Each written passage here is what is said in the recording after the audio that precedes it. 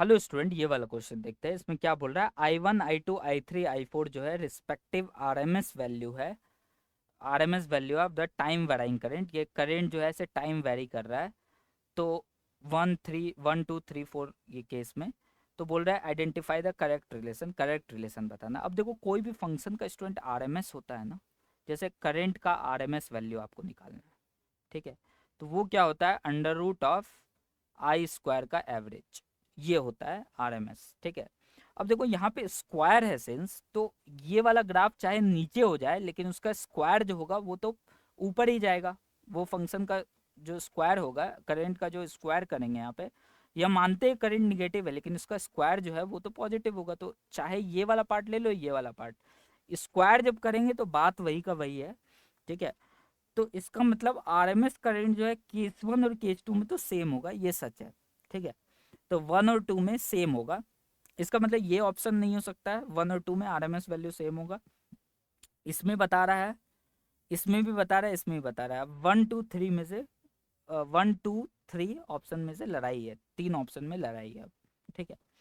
अब देखो स्टूडेंट, एक चीज और मैं बताता हूँ कि इस सारे फंक्शन में जो मैक्सिमम वैल्यू है करंट का या पीक वैल्यू जो है वो आई नॉट है, ठीक है।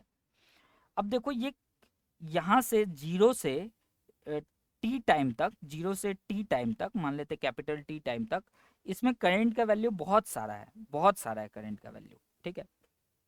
तो पीक वैल्यू भी है और बहुत सारा उससे कम वैल्यू भी है, ठीक है। लेकिन यहाँ पे देखो सिर्फ पीक वैल्यू ही है, करंट का वैल्यू यहाँ पर भी पीक वैल्यू ही है। तो इसका मतलब जब हम लोग इसका एरिया अंडर द कर्व करेंगे, क्योंकि इस फंक्शन का स्क्वायर का एवरेज निकालना मतलब कहीं ना कहीं हम लोग को ऐसा कुछ करना, integration of I square D T और इंटीग्रेशन डी टी, कुछ ऐसा काम करना। और integration of I square D T मतलब आई स्क्वायर और टाइम का जो ग्राफ बनेगा उसका एरिया निकालना।